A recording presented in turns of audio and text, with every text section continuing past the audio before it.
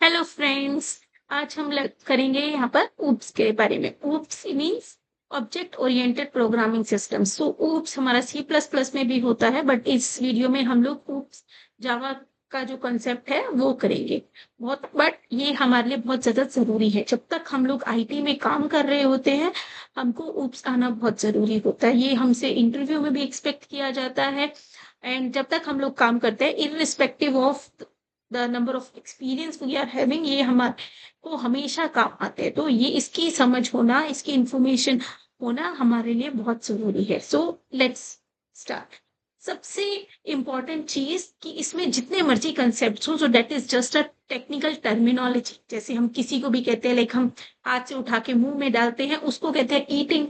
So this is known as eating. So similarly जो भी हम चीजें यहाँ पर फॉलो करते हैं, उनको एक एक उन चीजों को कुछ नाम दिया गया है। एंड इसका एक याद रखने का की फैक्टर है, जो इंग्लिश में मीनिंग होता है इनका, वही मीनिंग हमें यहाँ पर फॉलो किया। एंड ये जितने भी कंसेप्ट हैं, every concept is surrounded by class and object. So अगर आप यहाँ पे देखेंगे, क्लास एंड ऑब्जेक्ट, जावा में हर चीज एक क्लास और ऑब्जेक्ट्स के आसपास ही गिरी हुई है। इसके बिना हमारा जावा में कुछ काम नहीं होता। जितने भी कंसेप्ट्स होते हैं, सारे हमारे क्लासेस और ऑब्जेक्ट्स के आसपास ही घूमते रहते हैं। तो क्लासेस क्या होती हैं हमारी? जैसे हम सारे is a group of people, है ना। हम एक ह्यूमन है, सिमिलरली एनिमल्स हैं, बर्ड्स हैं, है ना। तो ये एक कैटेगरी है, category of group of something, group of some items is known as class. Class is nothing but a group of, जिसकी एक कैटेगरी हो, जिसमें प्लेंटी ऑफ पीपल हो और उन सभी के कॉमन फीचर्स हो, बट उन फीचर्स की वैल्यू डिफरेंट हो सकती है। इसको हम कहते हैं क्लास। फॉर एग्जाम्पल, एक हम कार खरीदने जा रहे हैं, तो कार हम सबको पता है आजकल बहुत बहुत डिफरेंट डिफरेंट टाइप के मॉडल्स की भी आ जाती है। तो कार में क्या होता है, हमारा एसयूवी होती है, सेडान होती है। सिमिलरली मल्टीपल ब्रांड्स की आती है, जैसे होंडा ले लिया, मर्सिडीज ले ली हमने, मारुति ले ली, बीएमडब्ल्यू ले ली। तो बहुत बहुत डिफरेंट वेराइटीज के ब्रांड्स भी आते हैं। हमने कार खरीदनी है, तो कार एक हमारी क्लास हो गई। अब उसकी प्रॉपर्टीज क्या हो जाएंगी, क्योंकि हमने अपनी रिक्वायरमेंट के अकॉर्डिंग क्या वेरी करेगा, ब्रांड। प्राइस क्या है, ये हम अपने बजट के अकॉर्डिंग देखेंगे। हमें एसयूवी चाहिए, सेडान चाहिए, विच इज मोर कंफर्टेबल, वो हम लोग देखेंगे। सिमिलरली हम लोग इसके बारे में हम ये सब करें, इंफॉर्मेशन करेंगे, गैदर करेंगे, और उसके अकॉर्डिंग जाके हम कार की परचेजिंग करेंगे। अब मुझे एक कार के बारे में कुछ इंफॉर्मेशन चाहिए। लेट्स सपोज किसी ने खरीद लिया and I like that car, but मुझे ना उसका ब्रांड पता है, ना उसका कॉस्ट पता है, कुछ नहीं पता। मैं क्या करूंगी, उसका नंबर जो है वो मैं दे दूंगी, तो कहूंगी मुझे इस गाड़ी का एक ये नंबर है। हर कार का एक यूनिक नंबर होता है, ये नंबर है, मुझे इसके बारे में इंफॉर्मेशन दे दीजिए। वो नंबर के अगेंस्ट सारी इंफॉर्मेशन निकाल के दे देंगे। और जैसे मैंने उनको एक नंबर दिया, तो नंबर क्या हो गया, कार का ऑब्जेक्ट हो गया। क्लास एक हो गया, ग्रुप, कैटेगरी ऑफ पीपल। और जब हमें एक पर्टिकुलर इंडिविजुअल को पॉइंट करना है, तो उसके लिए हम लोग ऑब्जेक्ट्स बनाते हैं। Let's take one another example. जैसे ही हमने एक ऑर्गेनाइजेशन के अंदर सारे एम्प्लॉयज काम करते हैं, तो जितने भी लोग ऑर्गेनाइजेशन में काम करते हैं, लोअर से लेके अपर तक, सब क्या होते हैं, ऑर्गेनाइजेशन के एम्प्लॉयज होते हैं। बट सारे काम तो सेम नहीं कर रहे। कोई आईटी में है, कोई एचआर में है, कोई मैनेजमेंट में है। So everybody is having its own, everybody is having its own roles and responsibilities, and also having its own designation, own department, own salary, and similarly many other different different factors. तो इसमें जो employees हो गए और एक single organisation के, वो क्या हो गई, वो हो गई हमारी क्लास। और एम्प्लॉयज की जो इंफॉर्मेशन है ना, उसके लिए हम क्या बनाएंगे, ऑब्जेक्ट्स। और जो एम्प्लॉय की इंफॉर्मेशन की जो कॉमन कैटेगरीज है, जैसे नेम हो गया हमारा, एज हो गई हमारी, डेजिग्नेशन हो गई, डिपार्टमेंट हो गया। तो ये क्या होगी, एक एम्प्लॉय की information which is common in all the employees, all the people working in an organisation. तो ये हम क्या करेंगे, क्लास लेवल वेरिएबल्स क्रिएट करके ये इंफॉर्मेशन हम लोग सेव करेंगे। तो जब हमें एक एम्प्लॉय की इंफॉर्मेशन गैदर करनी है या अपडेट करनी है, उसके लिए हम बनाएंगे objects. So let's take an example. Okay, so let's create a class ना, और उस क्लास में हम एक एम्प्लॉय क्लास बनाएंगे ना, और हम लोग एक न्यू क्लास बनाते हैं and see how what are the classes and what is object. ये एक बना हुआ डेमो है जो मैं आपको दिखाना चाहती हूँ। जैसे ये एक मेरी एम्प्लॉय क्लास है जिसमें मैंने एक ऑर्गेनाइजेशन और नेम, इसमें मैंने एक पर्टिकुलर ऑर्गेनाइजेशन के एम्प्लॉयज नहीं बनाए, मैंने जर्नली वर्किंग क्लास को एम्प्लॉय बना दिया। तो उसकी मैंने एक क्लास बना ली और उसके दो वेरिएबल्स ले लिए, that is organisation and name. so organization and name are my properties। यहाँ पर मैंने एम्प्लॉय का ऑब्जेक्ट बनाया और एम्प्लॉय में मैंने नेम और ऑर्गेनाइजेशन सेट कर दिया और फिर जब मैंने उसे फेच किया तो मुझे इंफॉर्मेशन मिल गई। Okay, before running this code let's create a new class and do a demo. ये हमने एक ब्लैंक प्रोजेक्ट बनाया है रियल टेक्नोलॉजीज के नाम से। ओके, यहाँ पर हमने एक पैकेज बना लिया ऊप्स एग्जाम्पल, क्योंकि आज हम ऊप्स पढ़ रहे हैं तो ऊप्स एग्जाम्पल का एक पैकेज बना लेते हैं। यहाँ पर हम क्लास बनाते हैं एक एम्प्लॉय नाम की। ठीक है, एक एम्प्लॉय नाम की हमने क्लास बना ली। एम्प्लॉय नाम की क्लास में हम लेते हैं variable string name int age. Okay, ये जो डेटा टाइप्स है, string is a data type, int is a data type, इसके बारे में हम लोग ऑलरेडी एक सेशन में पढ़ चुके हैं, that is known as core Java. और अगर नहीं पढ़ा तो आप वो रेफर कर सकते हैं। okay? Similarly string department, string designation. Okay, तो ये एक हमारी एम्प्लॉय क्लास बन गई जिसमें हमने 4 वेरिएबल्स ले लिए, जिन जो हमारी एम्प्लॉयज की जो प्रॉपर्टीज हैं वो जो प्रॉपर्टीज है उनको हमने कैटेगराइज कर दिया। तो ये हम मान लेते हैं this is a class of a real tech employees. Class of a real tech company एक ले लेते हैं, real tech company employees. Okay, तो अब हम इस क्लास को यूज करेंगे। ओके, सो इस क्लास को यूज करने के लिए हम एक न्यू क्लास बनाते हैं ऊप्स नाम। ओके, क्लास का नेमिंग कन्वेंशन हमेशा फर्स्ट अपर केस से होना चाहिए as per the standard, so I am using first as upper case and for simplicity मैंने इसको ऊप्स ले लिया क्योंकि हम आज ऊप्स डिस्कस कर रहे हैं। ओके, सो हमारी हर जावा में जो भी हम क्लास में जिसमें मेन मेथड लिखते हैं उसी नाम से हमें क्लास बनानी चाहिए और मेन मेथड के अंदर ही हमारी सारी एग्जीक्यूशन होती है। And what is the significance of main method वो हम डिटेल में इन डेप्थ लेते पड़ेंगे। ओके, सो यहाँ पर हम रहते हैं,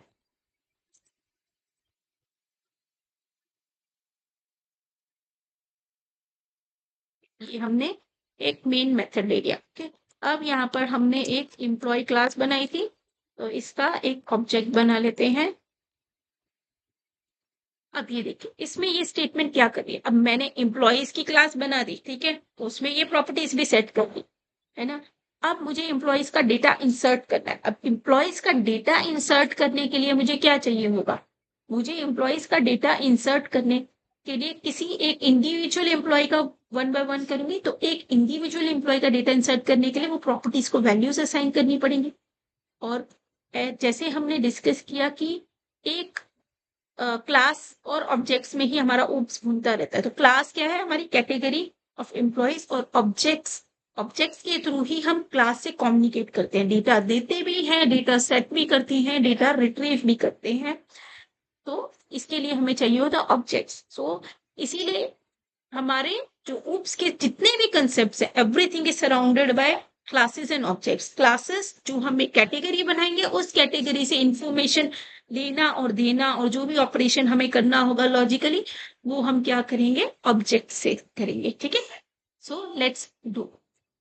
ये हमने अब क्या किया, employee E1 is equal to new employee, तो एक हमने एक एम्प्लॉय का ऑब्जेक्ट बना लिया। ओके, तो यहाँ पर ये है हमारा क्लास का नेम, ये न्यू एम्प्लॉय और E1 हमारे ऑब्जेक्ट का नाम है, इसको हम कुछ भी दे सकते हैं, तो हमने E1 ले लिया। ओके, तो E1 डॉट एज हम करेंगे, तो लेट सपोज हमने कर दी 40। E1 डॉट नेम हम करेंगे, तो लेट सपोज हमने कर दिया जॉब। E1 डॉट डिपार्टमेंट करेंगे तो हमने कर दिया IT। E1 डॉट डेजिग्नेशन हम करेंगे तो हमने कर दिया मैनेजर।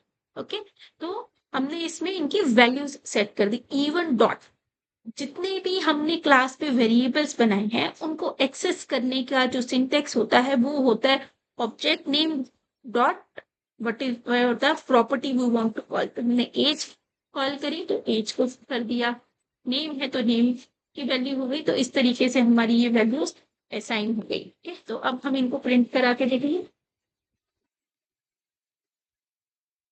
ठीक है, यहाँ पर हम लिखेंगे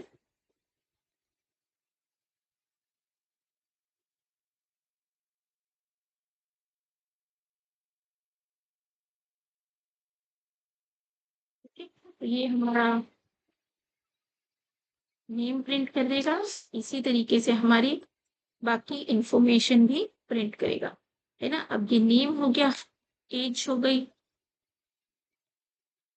डिपार्टमेंट हो गया, और ये हमारा डेजिग्नेशन हो गया। यहाँ पर भी हमें चेंज करना पड़ेगा, ई डॉट एज, डिपार्टमेंट आ गया, और यहाँ पर हमारा डेजिग्नेशन आ गया।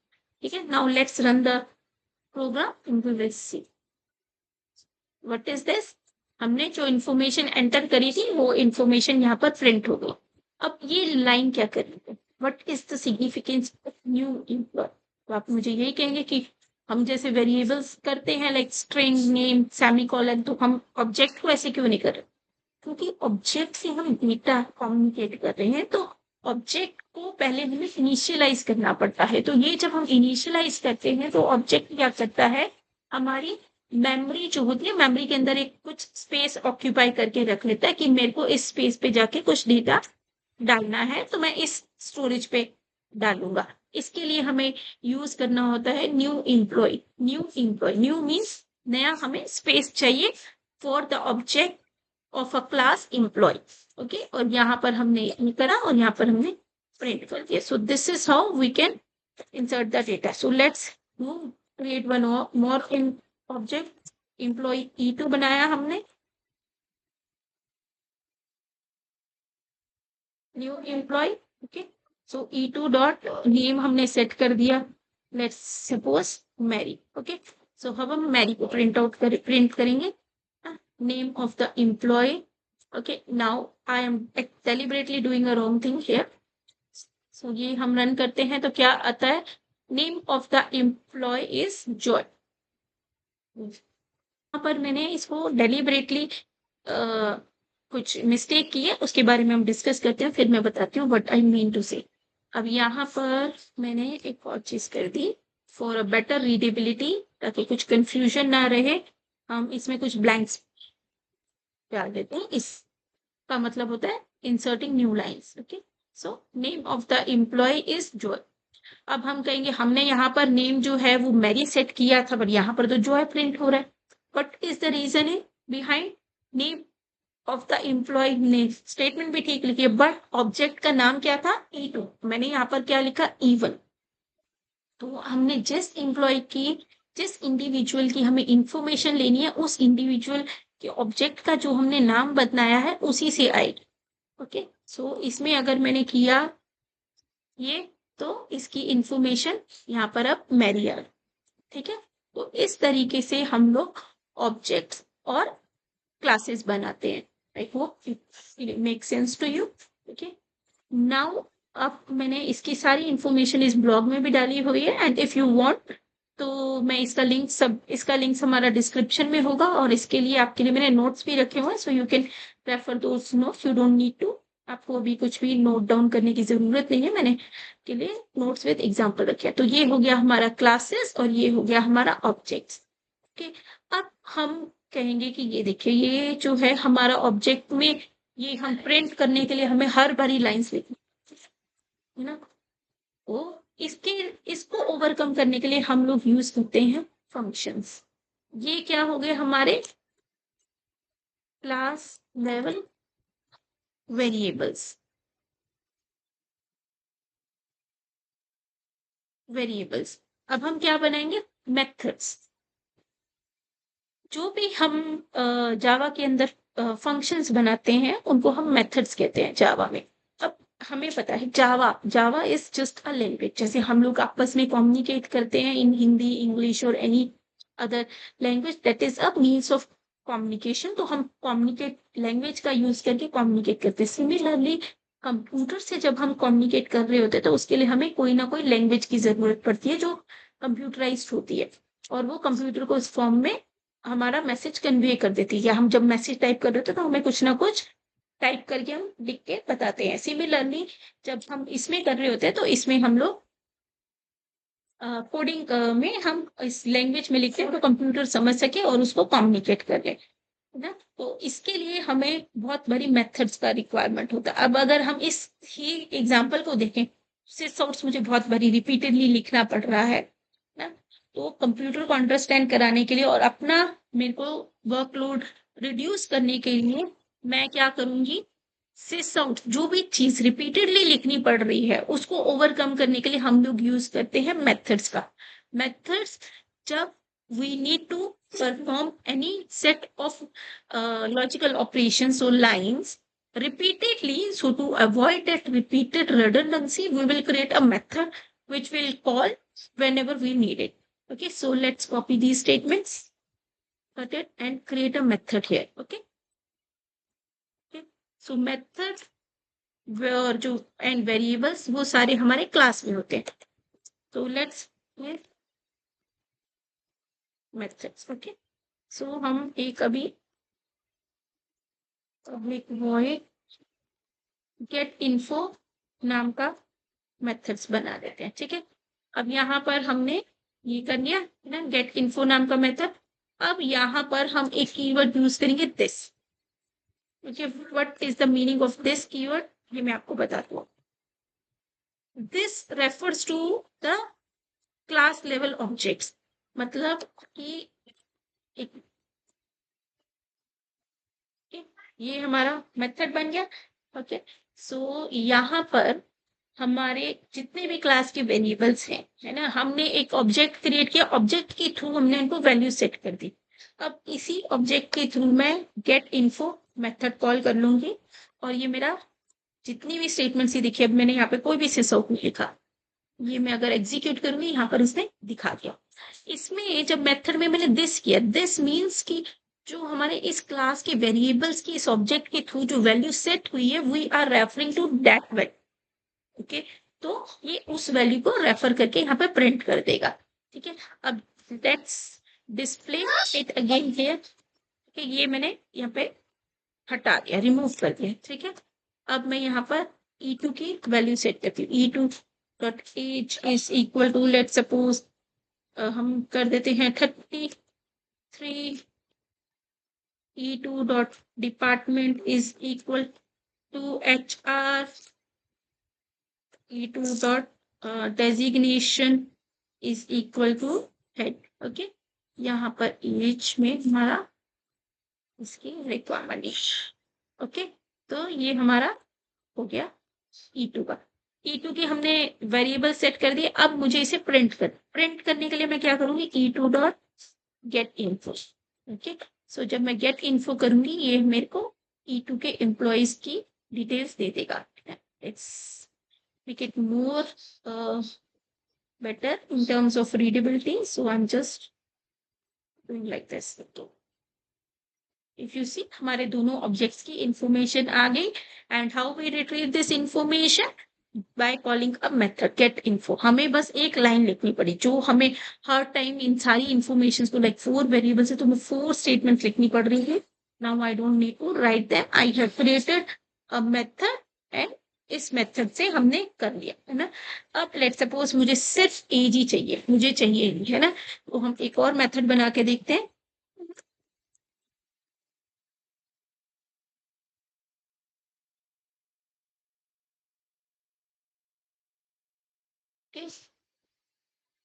सो इसमें हम लोग सिर्फ एम्प्लॉय की एज प्रिंट करेंगे। ठीक है, तो इसी में हम यहाँ पर गेट इन्फो की जगह में कह देती हूँ मुझे चाहिए e2 की एज। ओके, तो यहाँ पर ये मुझे e2 की एज प्रिंट करेगा, सेट जो हमने सेट की थी। और ऊपर अगर हम देखें, हमने गेट इन्फो किया था, इन्फो किया तो उसने जो भी हमने लाइंस हमारे मेथड्स के अंदर लिखी हैं, ये सिर्फ उन्हीं को एग्जीक्यूट करेगा। तो दिस का मीनिंग आपको समझ आ गया एंड मेथड्स पता चल गए। ठीक है, अब यहाँ पर अगर हम देखें हमारे ब्लॉग में, है ना, तो this keyword refers to the current instance. Current instance की हमने जो ऑब्जेक्ट बनाया, ऑब्जेक्ट ने जो वैल्यू सेट की, that is the current instance. उस ऑब्जेक्ट के बारे में बात कर रही है। जहां जैसे हमने यहाँ पर E2 ऑब्जेक्ट बनाया, E2 से जब हमने मेथड कॉल किया तो इसने E2 वाली जो हमने वैल्यूज E2 को असाइन की थी वो प्रिंट कर। ठीक है, that is the current instance of the object. Okay, अब हम देखते हैं कंस्ट्रक्टर्स। कंस्ट्रक्टर्स क्या होता है? Constructors have the same name as the class structure, they don't have return type and they can be called once at the object creation. अब हमें ये पता है कि ये लाइन क्या कर रही है। ये लाइन हमारी क्या कर रही है? मेमोरी एलोकेट कर रही है हमारी बैकएंड पे। जब हमारे क्लास का ऑब्जेक्ट क्रिएट होता है कि हमें इसके लिए कुछ मेमोरी चाहिए और इसमें हम जो भी वैल्यू सेट करेंगे ये उसको वहां पर मेमोरी में जाके सेव कर देगी। ठीक है, हमारी क्लासेस के अंदर हमेशा डिफॉल्ट कंस्ट्रक्टर होता है ना। Let's see what is constructor. Okay, so here I am creating a constructor public employee. Constructor is nothing but a method, like a method, but constructor don't have a return type, but method is having a return type. Okay, so I can create one method also after this to explain you that how method is returning a return type and how it is returning a value, but constructor can never have a return type. Okay, यहाँ पर हमने void लिखा है, constructor के लिए हमें कुछ लिखने की जरूरत ही नहीं, only the access modifier and the name of the class with the circle braces. So this is how we can do the constructor. ये होता है हमारा डिफॉल्ट कंस्ट्रक्टर, जिसके अंदर कुछ भी कोई भी पैरामीटर नहीं होता। ओके, तो यहाँ पर हम एक लाइन लिखते हैं। तो देखिए ये डिफॉल्ट कंस्ट्रक्टर कब कॉल होता है?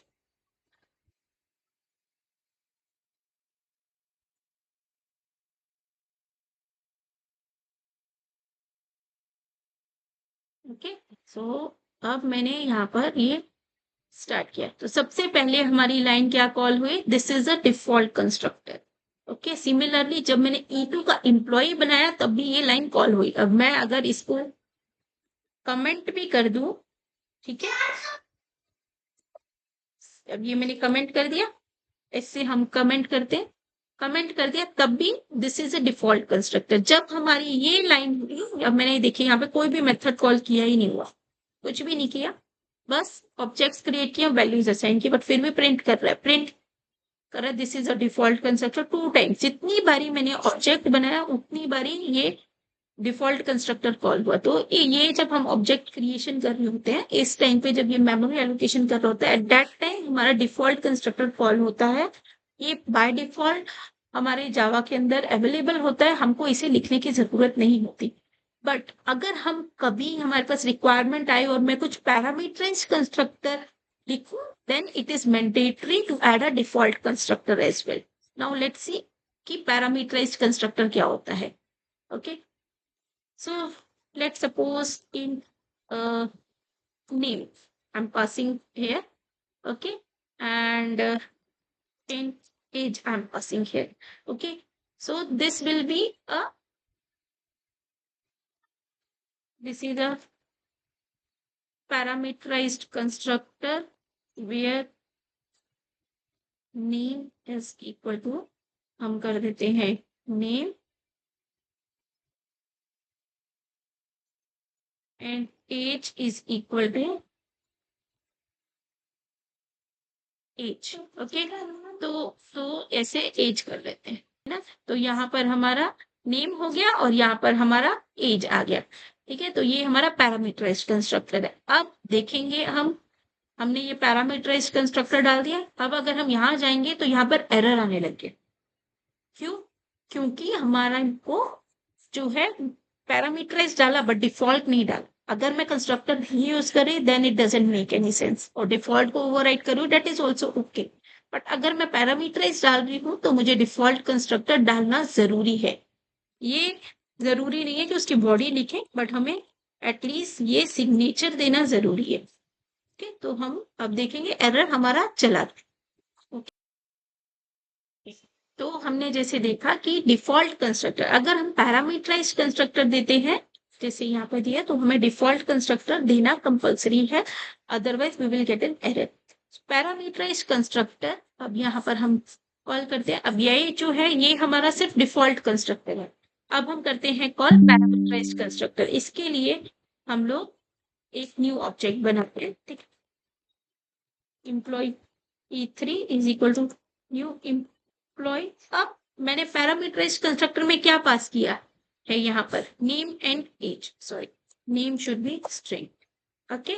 तो यहाँ पर मुझे पास करना है नेम एंड एज, जैसे हमने यहाँ पे कर दिया रॉकी, एंड एज हम कर देते हैं लेट्स सपोज 36, ओके। सो ये हमारा पैरामीटराइज्ड कंस्ट्रक्टर कॉल हो गया। Now execute the program and see what happened.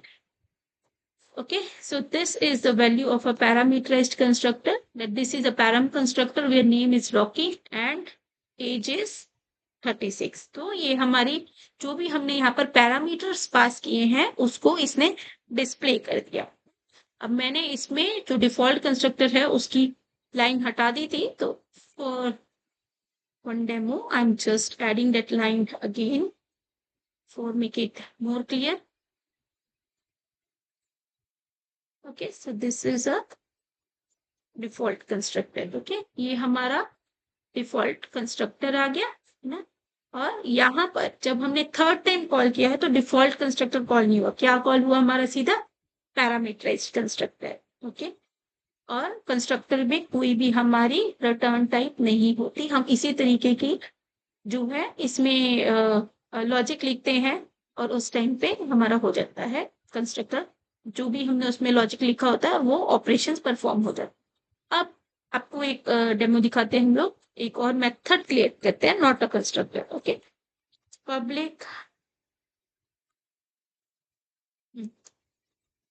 Public string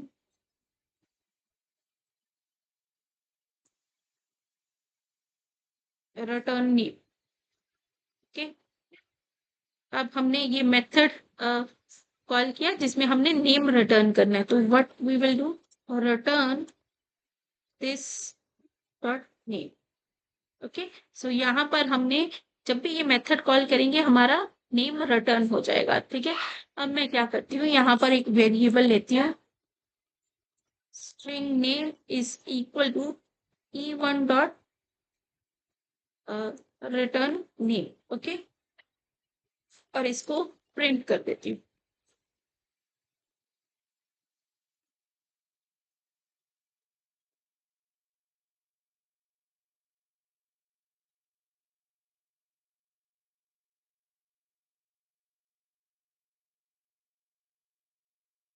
अब इसे हम प्रिंट करा के देखते हैं, तो हमारा यहाँ पर रिटर्न क्या हो गया, जॉय। हमारा जो कंस्ट्रक्टर E1 था उसमें क्या हमने नाम लिखा हुआ था, जॉय। और इसी तरीके से अगर मैं यहाँ पर E3 को रिटर्न करती हूँ और इसको एग्जीक्यूट करती हूँ, सॉरी E2 को करती हूँ और इसको एग्जीक्यूट करती हूँ, तो मेरे पास आ गया मैरी, ओके। अब हम अगर E3 को करेंगे और इसको कॉल करेंगे तो क्या आया, नल। वाई, बिकॉज हमने उसको कुछ एक्सप्लिसिटली सेट नहीं किया, सिर्फ कंस्ट्रक्टर से हमने वैल्यू पास की और कंस्ट्रक्टर में मेथड की तरह वो डिस्प्ले हो गए, लेकिन पैरामीटर्स जो है हमने जो है वो डायरेक्टली सेट तो नहीं किया कि int age is equal to like object dot age is equal to. अब लेट्स सी यहाँ पर हम करते हैं E3 dot name is equal to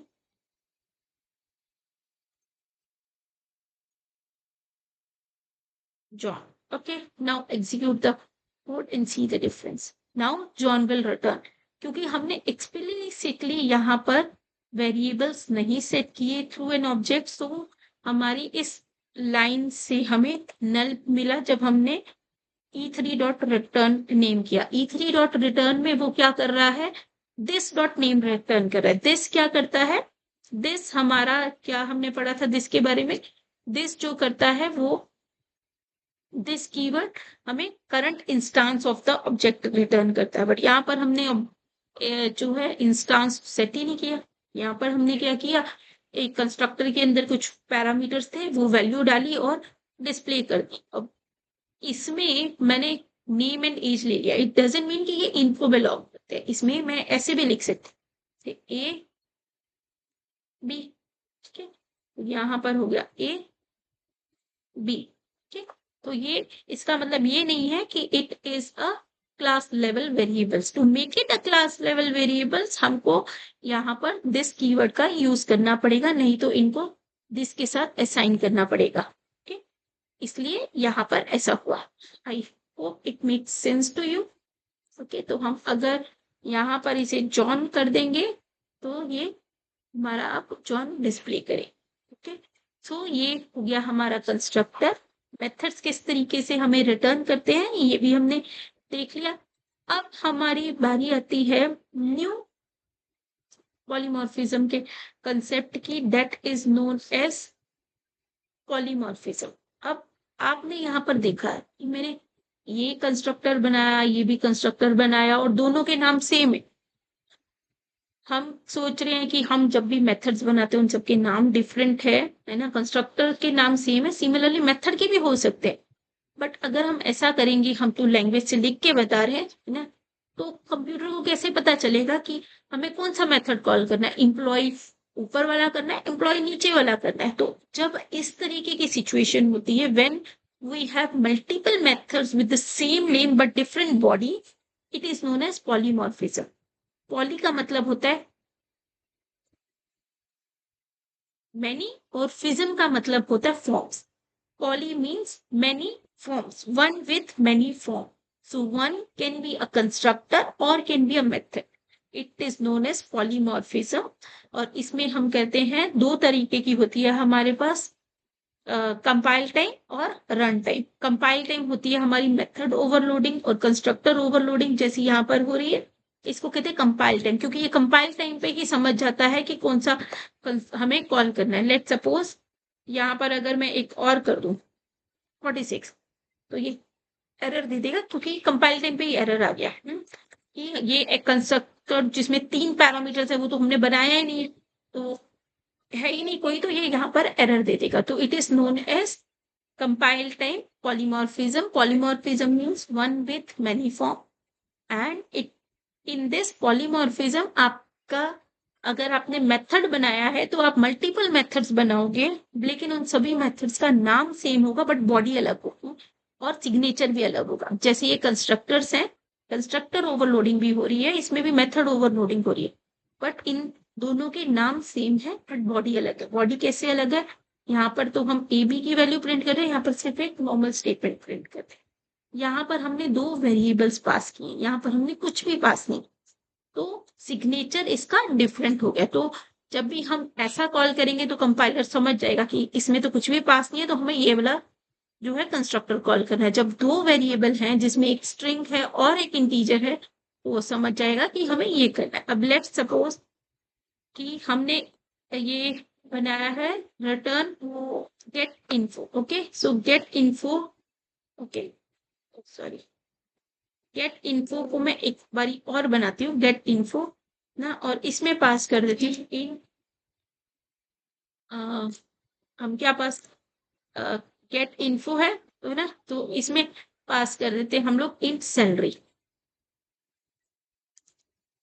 okay, इसमें सब चीजें होंगी है ना, और एक सैलरी भी प्रिंट हो जाएगी। ओके,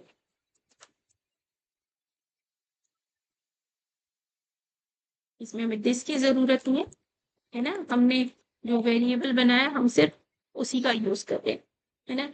तो अब अगर हम यहाँ पर देखेंगे ना, हम यहाँ पर E1 का करते हैं, E1 डॉट गेट इन्फो और सैलरी लेट सपोज हम दे देते हैं 80,000। ओके, सो यहाँ पर जब हम एग्जीक्यूट करते हैं इसको, तो ये गेट इन्फो हमारा डिस्प्ले कर देता है और इसमें हमें इसकी सैलरी डिस्प्ले कर देता है। बट यही चीज अगर मैं E2 में करती हूँ, E2 dot get info without passing any information, तो देखिए ये क्या करता है, ये कहीं पे भी सैलरी प्रिंट नहीं करता। तो इसे कहते हैं हम लोग पॉलीमॉर्फिज्म। और ये जो हमने अभी कंसेप्ट देखा इसे कहते हैं हम method overloading and constructor overloading. Constructor overloading यहाँ पर हमने देख ली। सिमिलरली ये मेथड ओवरलोडिंग है, इसके अंदर हमारा पैरामीटर पास हो रहा है, इसमें हमारा पैरामीटर पास नहीं हो रहा है ना। सो सिग्नेचर्स आर डिफरेंट। अब एक और चीज यहाँ पर, अब मैं यहाँ पर अगर लिख दूं string last name, okay, then also it is feasible. Number of parameter same है ना, बट यहाँ पर डेटा टाइप डिफरेंट है, which is not implicitly, which is not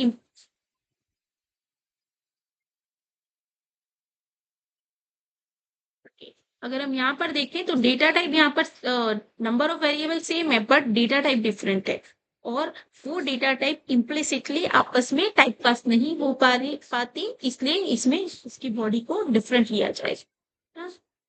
यहाँ पर हम प्रिंट कर देते हैं last name of the employee is last name, okay. So अब मैं इसको यहाँ पर इंफॉर्मेशन फिर से डिस्प्ले करती हूँ ना, e1.get last name, so I said let's suppose sing, okay। यहाँ पर हमने सैलरी नहीं की, सो ओके, तो ये हमने सेव किया and let's execute it, okay. So क्या हो गया, यहाँ पर लास्ट नेम एम्प्लॉय का हमारा सिंक डिस्प्ले हो गया, यहाँ पर हमारी सैलरी डिस्प्ले हो गई, और यहाँ पर अगर आप देखेंगे तो सिर्फ इंफॉर्मेशन डिस्प्ले हुई। तो this is example of polymorphism which is compile time polymorphism, क्योंकि अगर हम गलत मेथड यहाँ पर कॉल करते हैं तो वो हमें कंपाइल टाइम पे ही पता चल जाता है, हमारा प्रोग्राम रन ही नहीं होता उसके बिना, है ना। तो उसको कहते हैं हम कंपाइल टाइम। सो कंपाइल टाइम पे हमें एरर पता चल जाता है। Method with many form, poly means many, morphism means form. So this is same method name but different structures, different body, polymorphism. It can happen at a method level or as well as at a constructor level. Okay, so this is polymorphism. अब हम लोग ये है हमारी compile time polymorphism. अब हम लोग करेंगे run time polymorphism. Run time polymorphism करने से पहले हम लोग इनहेरिटेंस का कंसेप्ट करेंगे, व्हाट इज इनहेरिटेंस, इन उसके बाद मैं आपको बताऊंगी रन टाइम पॉलीमॉर्फिज्म। अभी तक तो हमने सिर्फ एक ही क्लास बनाई थी जिसमें हमने सारे मेथड्स बनाए, वेरिएबल्स बनाए और उसी क्लास को एक्सेस किया, है ना।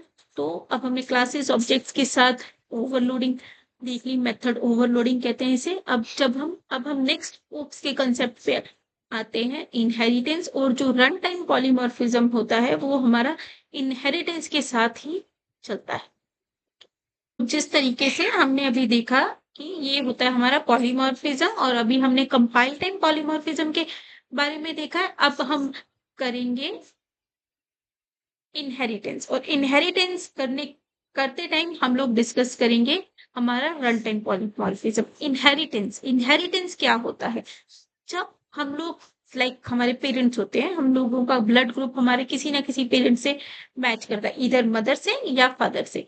तो इसमें क्या होता है, हमने वो इनहेरिट करी कुछ प्रॉपर्टीज।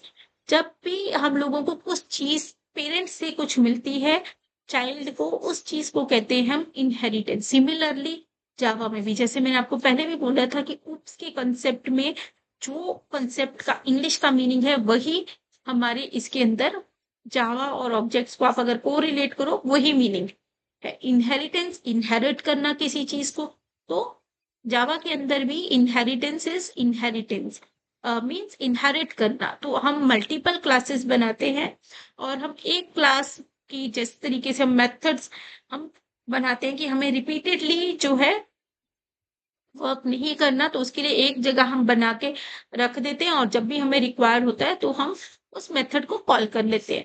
सिमिलरली ऐसी भी रिक्वायरमेंट होती है कि मान लो हमने एक एम्प्लॉय क्लास बनाई, अब सिमिलरली ऐसी रिक्वायरमेंट होती है कि हमें एक टाइप की इंफॉर्मेशन किसी दूसरी क्लास में भी चाहिए।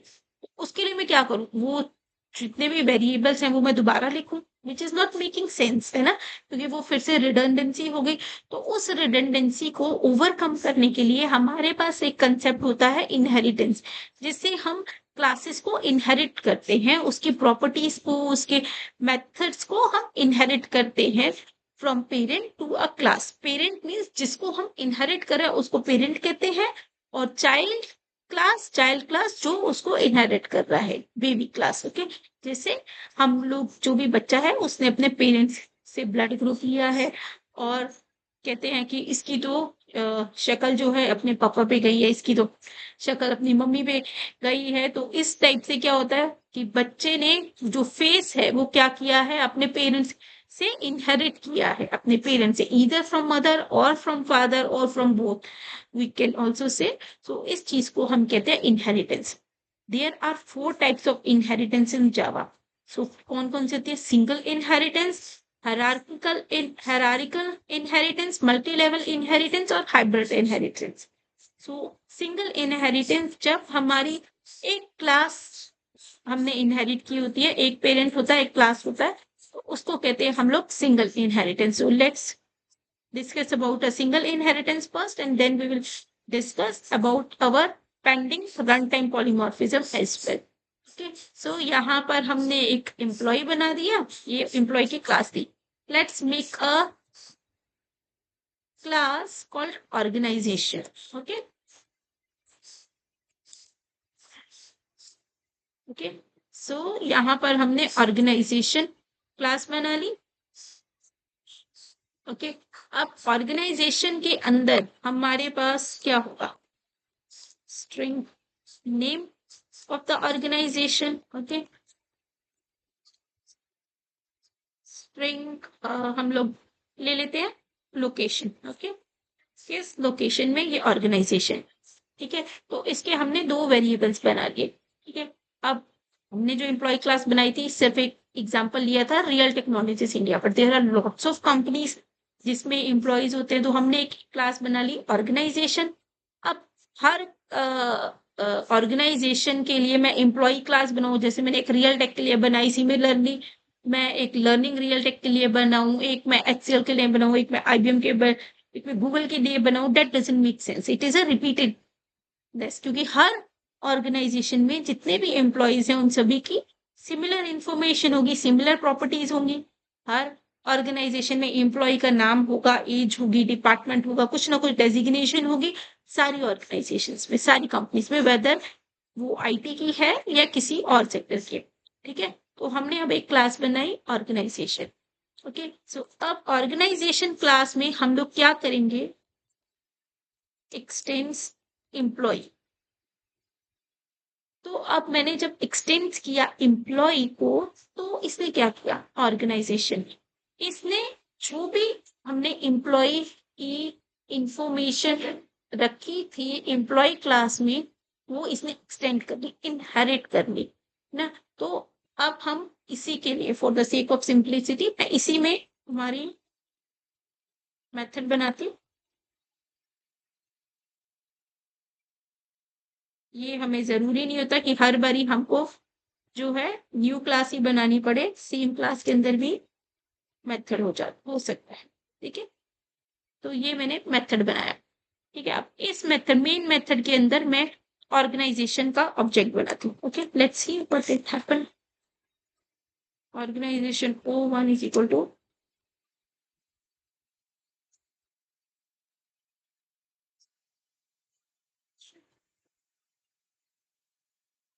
स्पेलिंग गलत कर दी है हमने।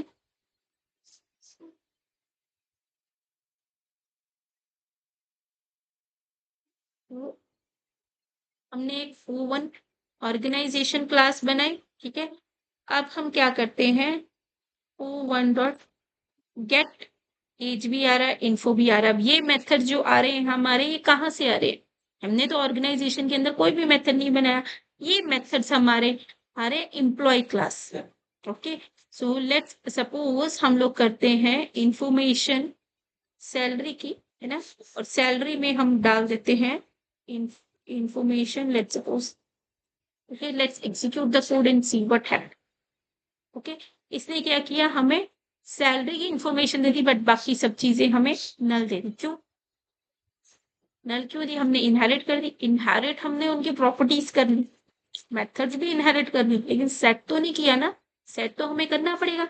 सो सेट करने के लिए हम क्या करेंगे, O1 dot H is equal to that, suppose हमने कर दी यहाँ पर 34। अब एज मैंने इसके अंदर वेरिएबल नहीं क्रिएट किया। एज वेरिएबल कहाँ पे क्रिएटेड है? हमारे इम्प्लॉय क्लास के अंदर। ओके, तो यहाँ पर ऑर्गेनाइजेशन से मैं एज को सेट कर रही हूँ। किसकी एज को? एम्प्लॉय की एज को। Employee here is a parent class and organization here is a child class, जो एम्प्लॉय की जो प्रॉपर्टीज है उसको इनहेरिट कर रहा है। और प्रॉपर्टीज में हमारा क्या आता है? Variables as well as methods. Okay, तो O1 dot department is equal to sales कर देते हैं हम लोग। O1 dot designation is equal to pre sale. Okay, O1 dot name तो हमने सेट ही नहीं किया, let suppose Jackie. O1 dot okay. Okay, so अब हम क्या करते हैं, O1 डॉट गेट इन्फो कर लेते हैं and let's see what happens. इसने हमें ये कर दिया। अब देखिए, दिस इज डिफॉल्ट कंस्ट्रक्टर। कहाँ पे लिखा है ये कंस्ट्रक्टर? हमारा एम्प्लॉय क्लास में। तो ये एम्प्लॉय क्लास से कंस्ट्रक्टर ले रहा है। Okay, so let's create a constructor here. Okay, public organisation.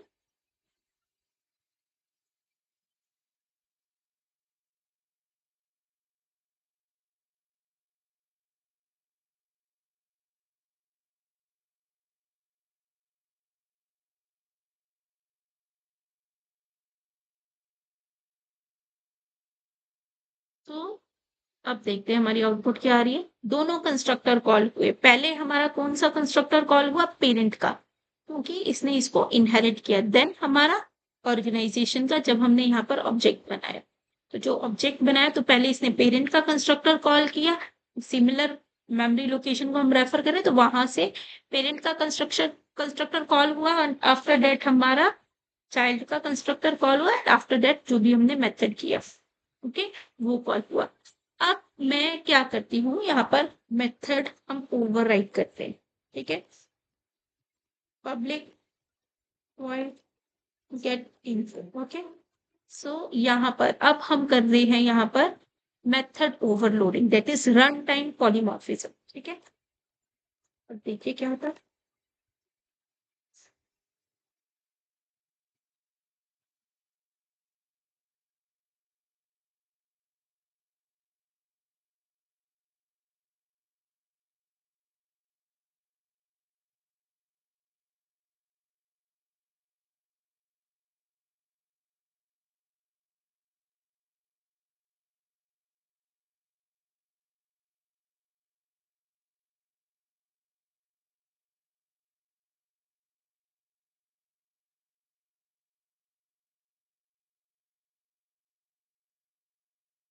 Okay, तो ये हम क्या कर रहे हैं, यहाँ पर हम लोग कर रहे हैं मेथड ओवरराइडिंग।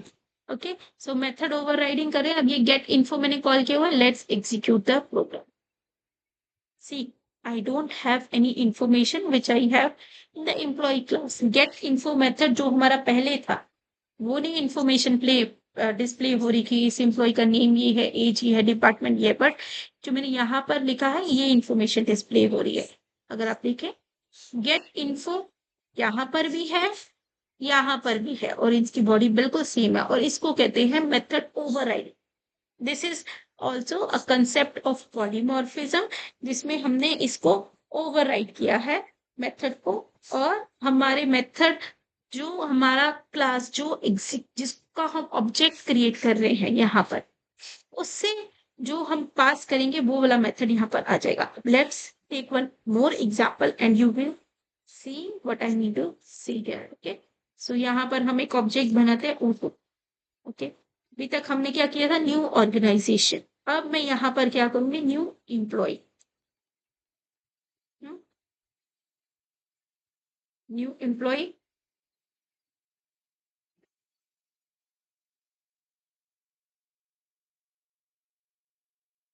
देखिए यहाँ पर हम एक ऑब्जेक्ट बनाते हैं, है ना? और इसमें हम क्या करते हैं, अब हम यहाँ पर एक ऑब्जेक्ट बनाते हैं एम्प्लॉय का,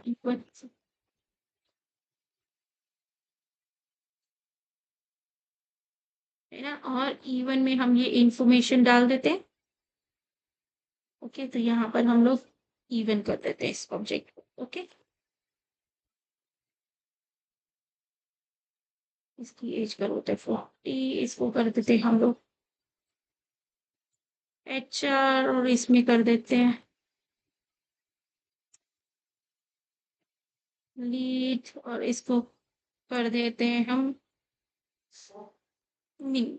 ओके, सो ये हमने कर ली। अब E1 डॉट गेट इन्फो करेंगे हम लोग and see what happens.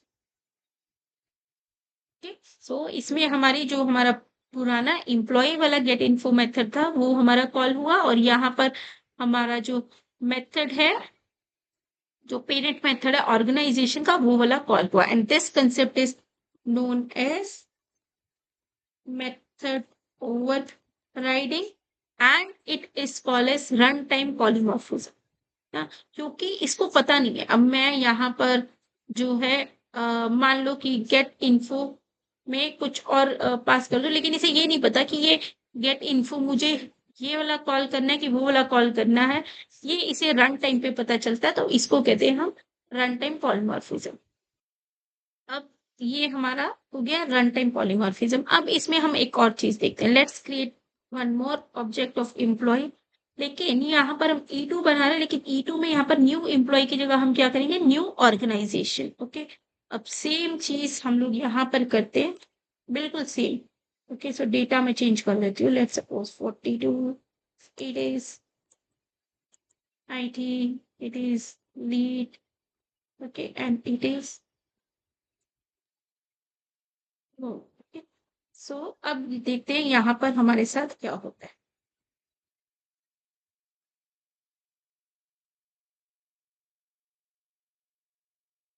okay? यहाँ पर अगर हम देखें तो इसने इसके कंस्ट्रक्टर को कॉल किया है, ऑर्गेनाइजेशन के एम्प्लॉय के कंस्ट्रक्टर को कॉल नहीं किया, लेकिन हमने ऑब्जेक्ट एम्प्लॉय का बनाया। तो आप कहेंगे कि व्हाट इज दिस, हमने ऑब्जेक्ट तो एम्प्लॉय का बनाया लेकिन इसने कंस्ट्रक्टर कॉल कर लिया ऑर्गेनाइजेशन का।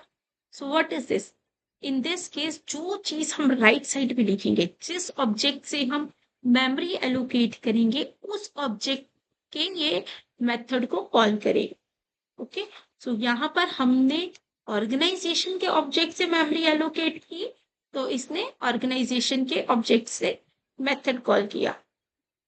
यहाँ पर हमने एम्प्लॉय के ऑब्जेक्ट से मेमोरी एलोकेट की, तो इसने एम्प्लॉय के ऑब्जेक्ट वाले मेथड को कॉल किया। So that is why it is known as run time polymorphism, क्योंकि जब ये एग्जीक्यूट हो रहा है उस टाइम पे इसे पता चल रहा है कि मुझे गेट इन्फो ऑर्गेनाइजेशन वाला कॉल करना है या मुझे एम्प्लॉय वाला। कंपाइल टाइम पे तो मेमोरी नहीं वो एलोकेट करता वहां पर। ओके, यहाँ पर हम ऑर्गेनाइजेशन भी कर सकते हैं, एम्प्लॉय भी कर सकते हैं, है ना?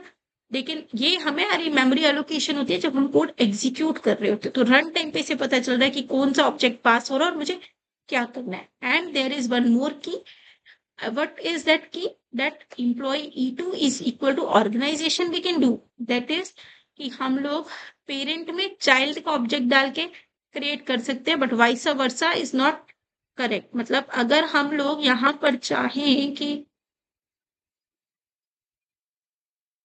Organisation O2 is equal to new employee,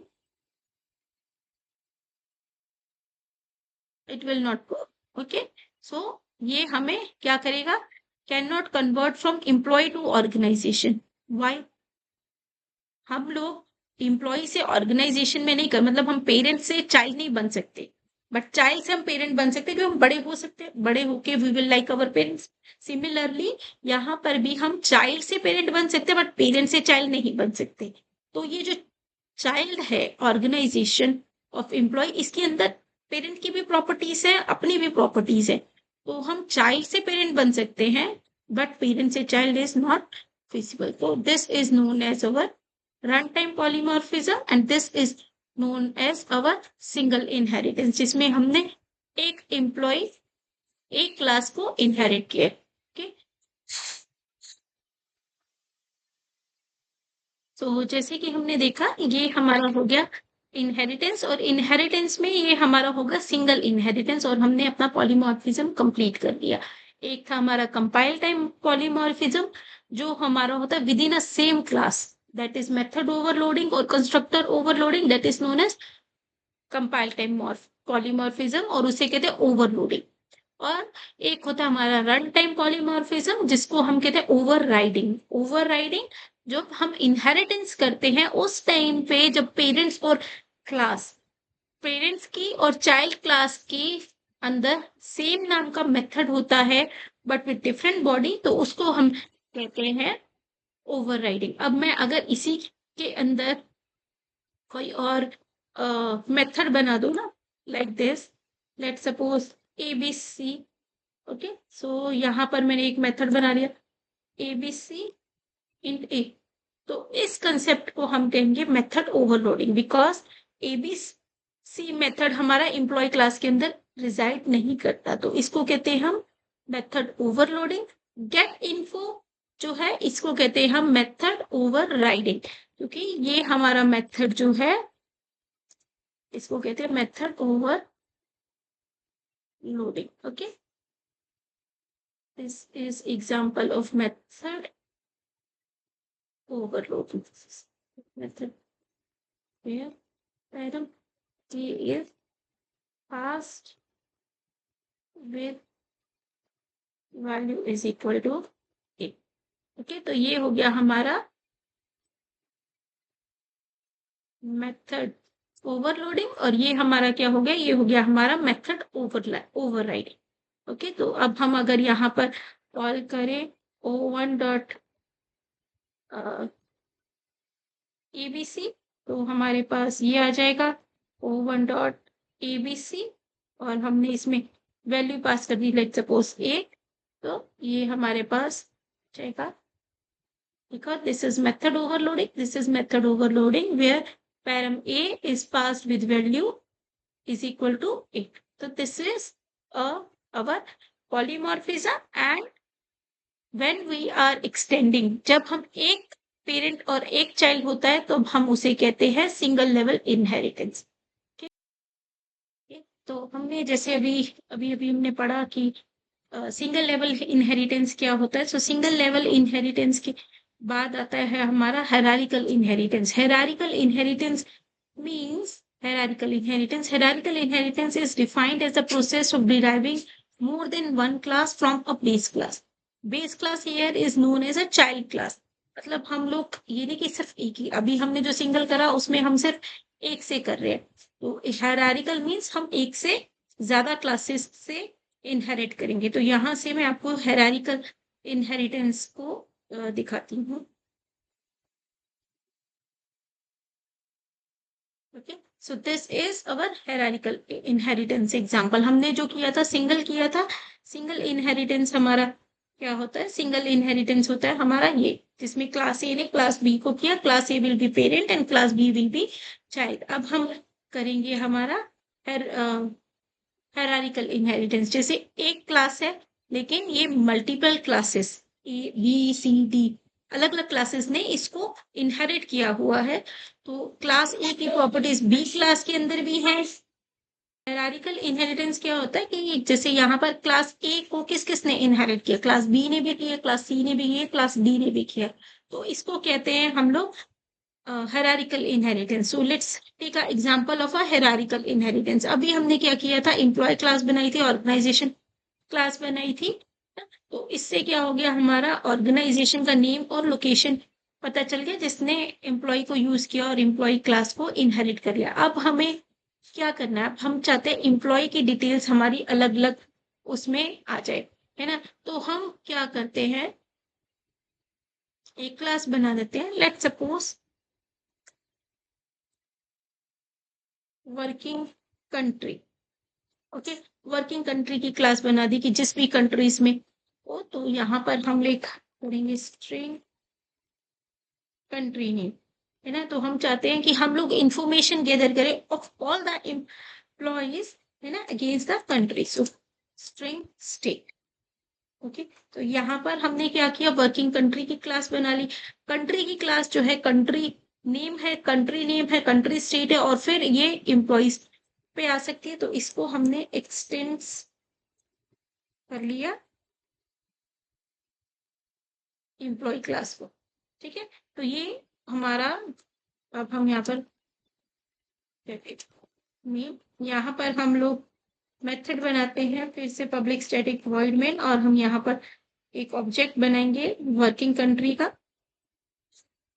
okay, working country, तो अब हम अगर देखेंगे तो हमारे पास सारे वो आ गए, इसके अंदर हमारे पास सारे के सारे वो आगे पैरामीटर्स जो हमारे एम्प्लॉय क्लास में भी थे और वर्किंग कंट्री में भी थे। जैसे हमने यहाँ पर सेट किया वर्किंग कंट्री का नाम, let's suppose India. Okay, then हमने यहाँ पर सेट किया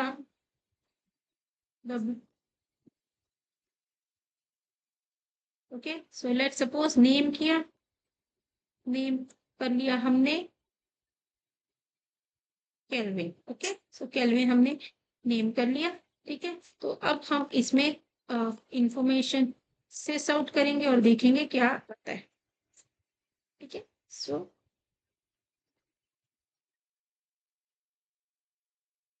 नेम ऑफ द पर्सन हम लोग यहाँ पे प्रिंट कर देते हैं, WC dot name who is working in country is equal to,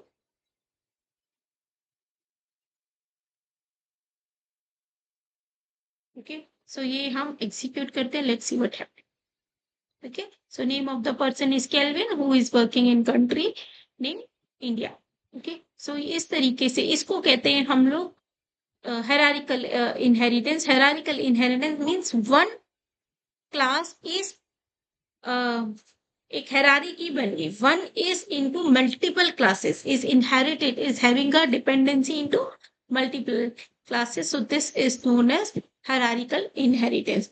और इसके अंदर भी हमारे जो पॉलीमॉर्फिज्म का कंसेप्ट है, मेथड ओवरलोडिंग और मेथड ओवरराइडिंग सेम रहेगा। अगर मेरा एम्प्लॉय क्लास में गेट इन्फो वाला मेथड था, वही मेथड को अगर मैं ओवरराइड करके मेरी कंट्री वर्किंग कंट्री में भी अगर मैं इंप्लीमेंट करूँ, उसकी बॉडी चेंज करूँ, that is known as method overriding. और वर्किंग कंट्री के अंदर अगर मैं कुछ और मेथड्स बना दूं, let's suppose XYZ one with different signatures, तो उसको कहेंगे हम लोग method overloading. And this is when one class is inherited into multiple classes, it is known as hierarchical inheritance.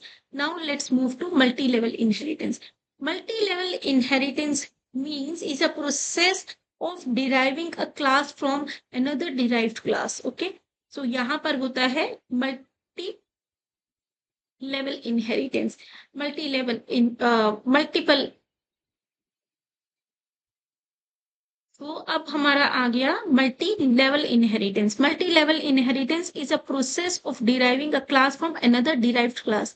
मतलब कि हम यहाँ पर इसका एक देखते हैं, ये हो गया हमारा multi level inheritance. Multi level inheritance जिसमें क्लास ए ने बी को किया है और बी ने सी को भी जो है डिराइव किया है। मतलब हमारी जो जनरेशन से चलता आ रहा है हमारा, ये हमारे ग्रैंड पेरेंट्स की क्लास होगी, ये पेरेंट्स की क्लास होगी, ये चाइल्ड की क्लास होगी, तो इसे कहते हैं हम multi level inheritance. So let's see कैसे हम करेंगे।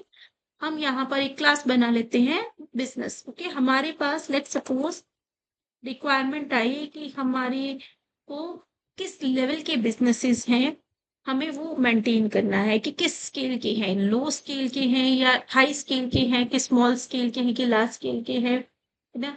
तो उसके बारे में हमें करना, और वो what type of business it is, वो सॉफ्टवेयर का है, हार्डवेयर का है, मैन्युफैक्चरिंग का है, सेल्स का है, मार्केटिंग का है, शॉपिंग का है, किस तरीके का बिजनेस है, तो वो हमने इंफॉर्मेशन सेव करनी है। तो एक तो हो गया कि मैं इन सारी इंफॉर्मेशन को ऑर्गेनाइजेशन वाली में प्रॉपर्टीज में ऐड करूं, but it can be possible कि मेरे पास इसी तरीके की और रिक्वायरमेंट है, बट अभी मेरे पास रिक्वायरमेंट है, I just want to maintain a scale of a business. Okay, कि लो स्केल का है और हाई स्केल का है, तो इसके लिए मैं एक न्यू क्लास बनाऊंगी।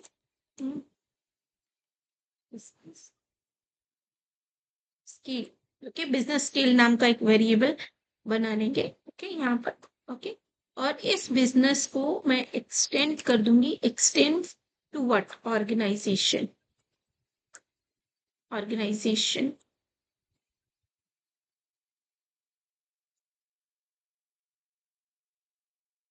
ऑर्गेनाइजेशन क्लास के साथ। ओके, अब हम इसके अंदर देखते हैं कि क्या होता है हमारा।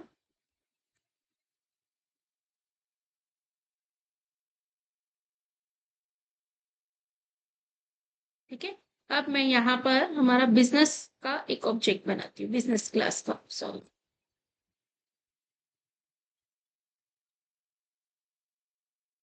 बी दे देते हैं इसको, न्यू बिजनेस।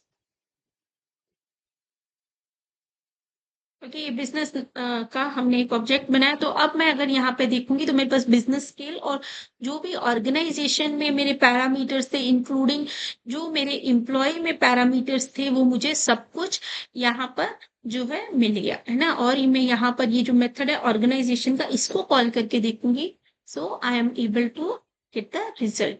ओके, सो इसको, इस तरीके की इनहेरिटेंस को हम लोग कहते हैं हायरार्किकल इनहेरिटेंस, जिसमें एक क्लास ने दूसरी क्लास को इनहेरिट किया और उस दूसरी क्लास ने फर्दर तीसरी क्लास को। तो ऐसे एक हमारी चेन बनती जा रही है, तो इसको कहेंगे हम लोग हायरार्किकल इनहेरिटेंस। अब हम आते हैं हाइब्रिड इनहेरिटेंस में। हमने अभी तक देखा है हमारा multi level inheritance, single inheritance, hierarchical inheritance. अब आता है हाइब्रिड। हाइब्रिड जैसे हमने सुना है, जैसे हम ऑफिस भी जाते हैं हाइब्रिड मोड में, तो हाइब्रिड मोड में कभी कभी हमें ऑफिस जाना है, बाकी हम वर्क फ्रॉम होम करेंगे और whatever we want. So कभी कभी जाए, कभी कभी। तो hybrid means mixture of something, mixture of something is known as hybrid.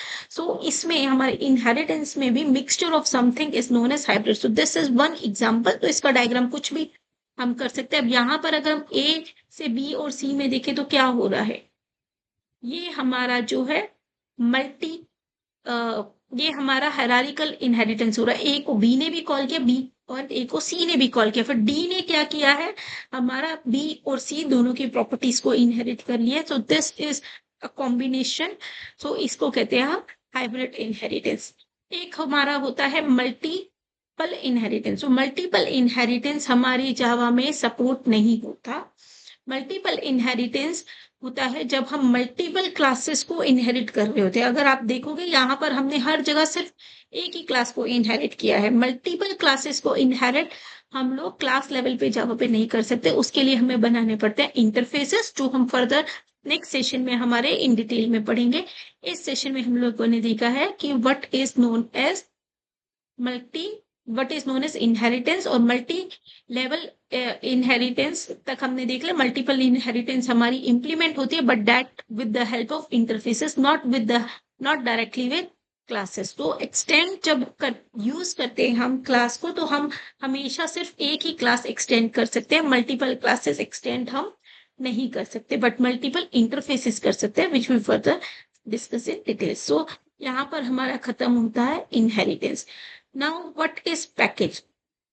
Package is a group of similar type of classes, interfaces and sub-packages. Package can be built-in or user-defined. अब आप अगर ये सर देखोगे हर जगह उप्स example, एक हमने ये package दिया हुआ, उप्स एग्जाम्पल के अंदर ही हम ये सारी चीजें करी जा रहे हैं। एक ना, तो ये हाइब्रिड इनहेरिटेंस का मैंने एक ये डेमो बनाया हुआ है जो आपको दिख जाएगा उसमें, है ना। तो इसको अगर हम एग्जीक्यूट करें तो लेट्स सी, तो इसमें ये हमने वैल्यूज प्रिंट कर दी। इसमें आप अगर देखेंगे तो ए क्लास बी ने ए को इनहेरिट किया हुआ है, सी ने बी को इनहेरिट किया और डी ने बी को किया। तो this is a example of hybrid. अब हम लोग क्या करेंगे, पैकेज। पैकेज अगर आप देखेंगे इधर हर जगह हमने हर एक के ऊपर एक ये स्टेटमेंट लिखी हुई है, उप्स एग्जांपल्स। सो ये एक हमने पैकेज बनाया हुआ, तो हम इसके अंदर और भी पैकेज बना सकते हैं। जैसे कि हम एक पैकेज बना दें, लेट्स सपोज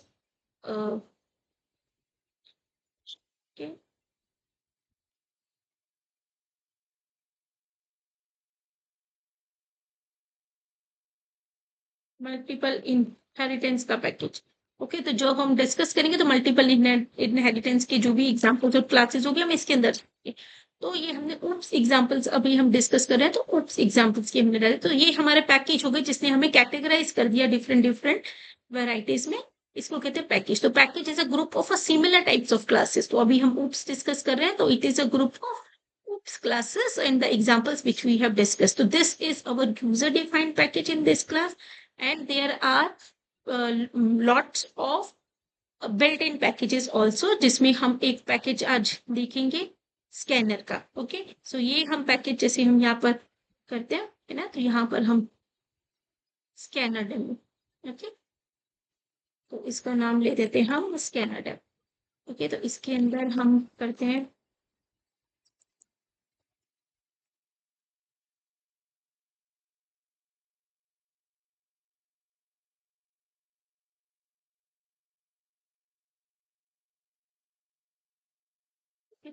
सो इसमें हम एक क्लास बनाएंगे scanner SC is equal to new scanner, और इसमें हम ऑब्जेक्ट पास कर देंगे सिस्टम डॉट इन।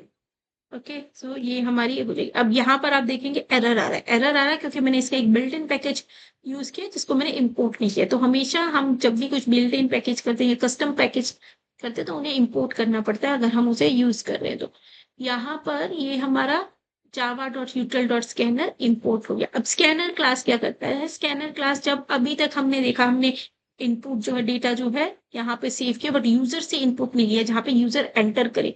तो इन दैट केस अगर हमें कंसोल से यूजर से इनपुट लेना है हमारे जावा के प्रोग्राम में, तो हम लोग यूज करेंगे स्कैनर क्लास को, है ना। तो इसमें जैसे हमने एक वेरिएबल ले लिया string name is equal to SC dot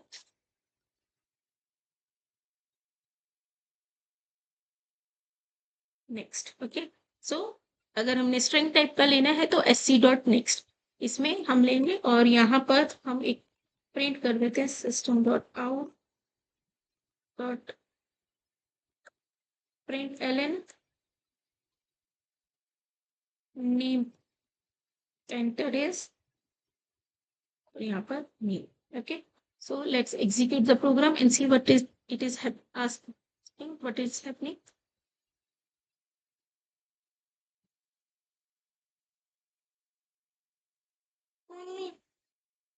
तो यहाँ पर हमने जो किया है, ये डिस्कस किया है हमने पैकेज के बारे में। तो यहाँ पर हमने स्कैनर क्लास को यूज किया। स्कैनर क्लास को यूज करते टाइम हमने ये स्कैनर ऑब्जेक्ट बनाया जिससे हमने इनपुट लिया है। ये देखिए यहाँ पर हम लोग एंटर योर नेम, तो शिखा हमने एंटर किया, तो यहाँ पर इसने मैसेज प्रिंट कर दिया एंटर नेम इज शिखा। तो ये हमारा एक पैकेज है। सिमिलरली हमारे और बहुत सारे पैकेजेस होते हैं, जैसे कि इनपुट आउटपुट एक्सेप्शन। तो बहुत सारे हमारे पास पैकेजेस होते हैं जो हमें जैसी रिक्वायरमेंट होती है, तो हम अगर उसके इनबिल्ट पैकेजेस यूज करते हैं तो हमें उनको इंपोर्ट करना है। एक्सेस मॉडिफायर्स आप अगर यहाँ पर देखेंगे, मैंने हर जगह यहाँ पर अगर आप एम्प्लॉय क्लास देखेंगे, मैंने मेथड्स के आगे मॉडिफायर लगाया public. So it is known as access modifier, जिस जो हमारी जो हमने मेथड्स है उनकी विजिबिलिटी डिफाइन करता है।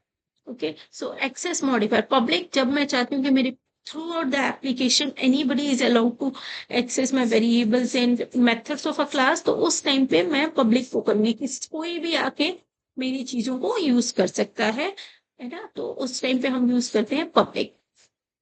प्राइवेट ये सिर्फ with in a class he call होंगे। अब यहाँ पे देखिए, ये हमने गेट इन्फो बहुत बारी यूज किया, ओके, बट अगर मैं इसे प्राइवेट बना दूं, ओके, तो आप यहाँ पे देखेंगे हर जगह यहाँ पर एरर आ गया। What is the error? Change visibility to package. Okay, तो ये हमारा यहाँ पर एक्सेसिबल नहीं है, तो इसको मैंने अभी फिर से पब्लिक कर दिया। तो जो भी प्राइवेट मेथड होता है वो आउटसाइड द क्लास हमारा एक्सेस नहीं होता, तो उसको हम कहते हैं प्राइवेट मेथड। डिफॉल्ट मेथड मैं इसे हटा दूं, then also it is accessible. Okay, so what is the default method? If a modifier is only within the package, it cannot be accessed outside the package if you do not specify any class level. Okay, so अगर मैं इसी employee class के साथ ये organisation को अगर मैं ये मल्टीपल इनहेरिटेंस वाले में डाल दूं, तो ये एरर देगा। व्हाट कि ये एम्प्लॉय को एक्सेस यहाँ पर इंपोर्ट किया है, ओके, इंपोर्ट किया ना, यहाँ पर ये मैंने इंपोर्ट किया, ये मेरा यूजर डिफाइंड पैकेज हो गया, मैंने इसको दूसरे इसमें इंपोर्ट किया। अब यहाँ पर आप देखोगे, यहाँ पर इसने जो है इसको एरर दे दिया। क्यों? क्योंकि उनका एम्प्लॉय के अंदर जो है इनकी विजिबिलिटी क्या है, डिफॉल्ट। जब मैंने कुछ भी आगे एक्सेस मॉडिफायर स्पेसिफाई नहीं किया तो उसकी विजिबिलिटी है डिफॉल्ट, तो वो विद इन द पैकेज, मतलब उप्स एग्जाम्पल्स का जो मेरा पैकेज है उसी पैकेज के अंदर ही वो एक्सेस हो सकता है between different different classes, but वो सारी क्लासेस सेम पैकेज में होनी चाहिए। अगर हमें अक्रॉस पैकेजेस करना है तो हमारा डिफॉल्ट मॉडिफायर एक्सेसिबल नहीं हो। Access level of a product protected modifier is within the package and outside the package through child class. If you do not make a child class, so protected is also similar to a default package, but ये through child class access हो सकता है. Okay, so let's make it protected and let's make this also as protected. Okay, हमने इनको protected कर दिया. Let's see what happened. यहाँ पे हमारा एरर नहीं आ रहा क्योंकि मैंने इसको प्रोटेक्टेड कर दिया है ना, यहाँ पर भी एरर नहीं आ रहा है ना, तो इट मीन्स कि यहाँ पर इसने एक्सेप्ट कर लिया। बट मेरी एम्प्लॉय क्लास में क्यों आ रहा है? क्योंकि एम्प्लॉय क्लास, बट यहाँ पर इधर क्यों एरर आ रहा है एम्प्लॉय के लिए? क्योंकि एम्प्लॉय के जो है ये एक्सेसिबल नहीं है। What is the error here? Let's see what is the error we are facing here. Employee class को हमने यहाँ पर प्रोटेक्टेड बना दिया, प्रोटेक्टेड बना दिया। ओके, अब हम यहाँ पर देखते हैं क्या हुआ ऑर्गेनाइजेशन क्लास में हमारे साथ।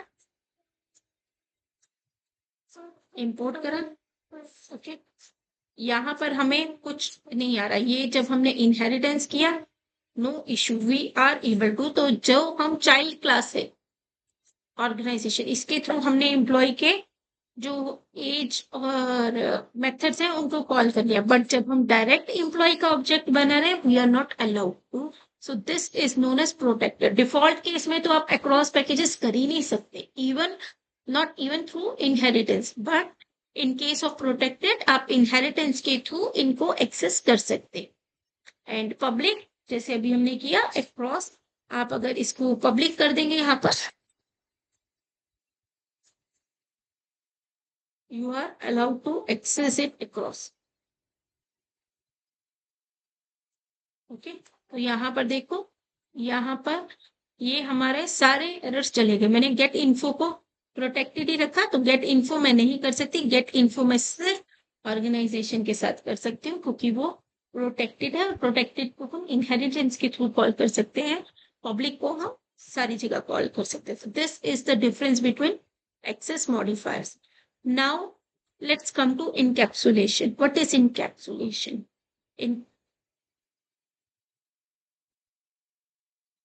Okay, so let's come to okay, so this is our access modifier. Let's come to encapsulation. Now what is encapsulation? Encapsulation is the process of combining data and functions into a single unit. Data is not accessed directly, it can be accessed through functions present in the class in some। तो इसमें simple words में आप क्या करोगे, encapsulation में जो हमने class बनाई है एम्प्लॉय क्लास, और जो भी हमने यहाँ पे क्लासेस बनाई है, उसमें हमने क्या किया है, combination of data and function into single unit. हमने उसमें डेटा के वेरिएबल्स भी क्रिएट किए हैं, और हमने उसके अंदर जो है हमने मेथड्स भी क्रिएट किए हैं। तो इस चीज को हम कहते हैं इनकैप्सुलेशन, कॉम्बिनेशन, और we can say wrapping up of data and functions into a single unit is known as encapsulation। और ये डायरेक्टली नहीं एक्सेस हो सकता, इसको एक्सेस करने के लिए आपको ऑब्जेक्ट की जरूरत पड़ती है, और ऑब्जेक्ट्स के ही आप क्लास के जो डेटा मेंबर्स हैं उन और मेथड्स है उनको कॉल करते हो। This process is known as encapsulation। Okay, what is abstraction? We try to obtain an abstract view, model or structure of a real life problem and reduce its unnecessary details। Means हमको जितना चाहिए बस उतना ही दिखे। We don't want to go in detail, तो एक abstract दिख जाए। तो उस एब्स्ट्रैक्ट दिखने को कहते हैं हम लोग, क्या कहते हैं उसको, कहते हैं हम एब्स्ट्रैक्शन। जैसे हमने यहाँ पर क्लास बनाई, ऑर्गेनाइजेशन बनाया, तो ऑर्गेनाइजेशन में मुझे चाहिए, जितना मुझे चाहिए कि ऑर्गेनाइजेशन में मुझे एम्प्लॉइज की डिटेल्स दिख जाए, इन्फो करूं वो दिख जाए, तो जितना मुझे दिखना है वो। अब पीछे उसमें कोड में क्या लिखा हुआ है फंक्शन में कि कंस्ट्रक्टर से आ रहा है और वो कहाँ से आ रहा है, उसके बारे में मुझे कुछ भी डिटेल्स नहीं चाहिए। तो this is known as abstraction. इधर मेरे को जितना चाहिए मैं बस उतना इंफॉर्मेशन डाल रही हूँ। What is the processing happening behind the scenes is not required. So this is known as abstraction. In simple terms, it is hiding unnecessary details and showing only essential. तो हमने मेथड के अंदर क्या lines लिखी हैं, क्या code लिखा है, वो एंड यूजर को कुछ नहीं। जैसे हम मान लो अमेजोन या फेसबुक हम लोग यूज करते हैं, फेसबुक पे पीछे क्या कोड लिखा we are not aware of, we are just enjoying Facebook application and user interface. So this is known as abstraction. Data binding. Data binding is a process of binding application UI and business logic. Any change made in business logic will reflect directly to the application UI. तो data binding की जो हमने data और UI को bind किया है, मान लो कि जैसे मैंने यहाँ पर एम्प्लॉय के अंदर है ना एक और फील्ड डाल दी है मैंने, एज है, नेम है, डिपार्टमेंट है ना, तो मैं डेट ऑफ ज्वाइनिंग डाल देती हूँ। तो डेट ऑफ ज्वाइनिंग अगर मैंने डाल दिए तो that is data binding. So it is tightly coupled. तो जब भी मैं एम्प्लॉय का ऑब्जेक्ट बनाऊंगी, अभी मैं 4 इन्फॉर्मेशन डाल देती हूँ और जो मैंने पिछले सेव डाउन में तो वो इन्फॉर्मेशन है नहीं, तो वो डेटा बाइंडिंग है। जब भी मैं उसे चेंज करूंगी, अगर मैं डेट ऑफ ज्वाइनिंग डालूंगी तो मैं आज से जो भी मेरे एम्प्लॉयज है उनकी डालूंगी और मुझे पिछले एम्प्लॉयज की भी अपडेट करनी पड़ेगी। तो इसको कहेंगे डेटा बाइंडिंग, यूजर इंटरफेस से और हमारे उसमें बैकएंड पे।